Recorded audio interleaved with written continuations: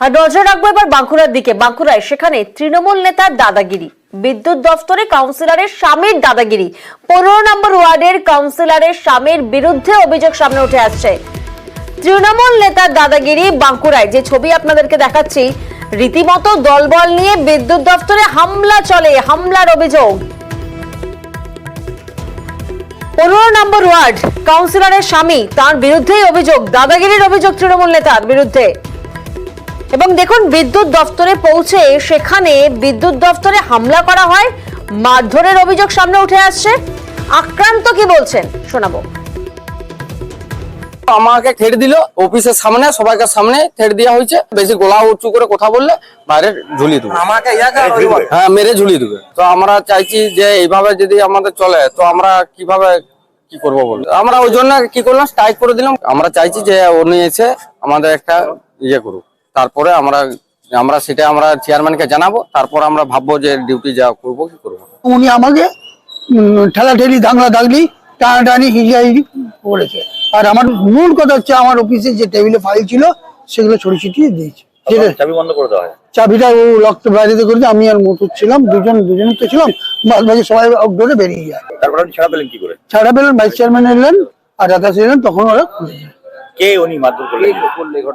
বাপি চক্রবর্তী, কে উনি? Ward number 15 কাউন্সিলরের husband. আর এরপরেই 24টি ওয়ার্ডের বিদ্যুৎ কর্মীরা কর্মবিরতি শুরু করেন, বিক্ষোভ দেখান।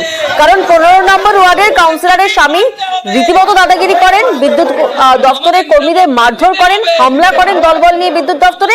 তার প্রতিবাদেই কিন্তু কর্মবিরতি 24টি ওয়ার্ডে বিদ্যুৎ দপ্তরের কর্মীদের। প্রতিনিধি প্রিয়ব্রত এই মুহূর্তে আমাদের সঙ্গে রয়েছেন। প্রিয়ব্রত, আমরা দেখলাম যে প্রতিবাদে 24টি ওয়ার্ডের বিদ্যুৎ কর্মীরা তারা কর্মবিরতি পালন করছেন, তারা বিক্ষোভ দেখাচ্ছেন, কিন্তু তৃণমূল নেতার অর্থাৎ যে কাউন্সিলর রয়েছেন তার স্বামীর দাদাগিরি, এহেন দাদাগিরি কেন? দেখো প্রিয়াঙ্কা, গত কয়েকদিন আগে থেকেই তিনি নাকি একটি যে রাস্তা, সেই 15 নম্বর ওয়ার্ডের এলাকার সেই রাস্তার যে স্ট্রিট লাইট হয় সেই লাইট পরিবর্তনের কথা বলছিলেন এই বিদ্যুৎ দপ্তরের কর্মীদের। এমনটাই দাবি করেছেন সেই যে দাদাগিরি করা তৃণমূল কংগ্রেসের নেতা এবং যে 15 নম্বর ওয়ার্ডের যে কাউন্সিলর পিঙ্কি চক্রবর্তীর স্বামী পীযূষ চক্রবর্তী ওরফে বাপি। তিনি যেটা দাবি করেছেন যে এই কাউন্সিলর যখন বারবার ধরে কাউন্সিলর স্বামী হিসাবে তিনি যখন বলছিলেন বা জেলা নেতৃত্ব লোকাল নেতৃত্ব হিসাবে বলছিলেন, তারপরও কিন্তু বদল করা হয়নি এমনটা অভিযোগ। কিন্তু যে ধরনের কর্মীদেরকে হুমকি দেওয়া হয়েছে, এর পাশাপাশি যে বিদ্যুৎ দপ্তর পৌরসভা, সেই বিদ্যুৎ দপ্তরে যেভাবে হামলায় চালানো হয়েছে, কাগজপত্র ছন্ন ছিটে করা চিঠি দেওয়া হয়েছে, চেয়ার টেবিল উল্টিয়ে দেওয়া হয়েছে, সেই ঘটনার কিন্তু কোনোভাবেই পরিপ্রেক্ষিত ছিল না।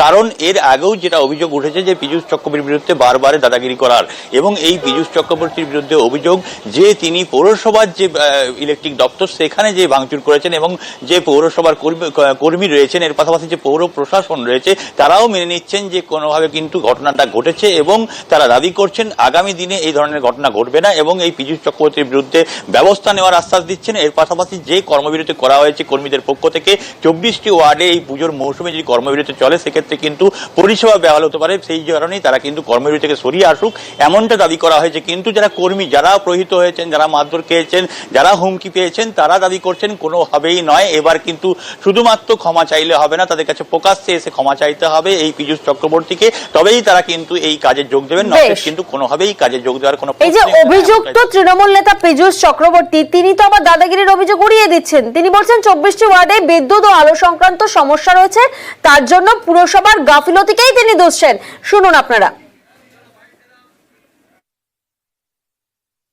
আমরা দীর্ঘ 3-4 মাস ধরে পৌরসভাতে অ্যাপ্লিকেশন দিয়ে আসছি, লাইট নেই, গোটা রো বন্ধ আছে মাসের পর মাস। গোবিন্দনগর হসপিটাল মেন রাস্তা, সেখানে পুরো লাইট বন্ধ।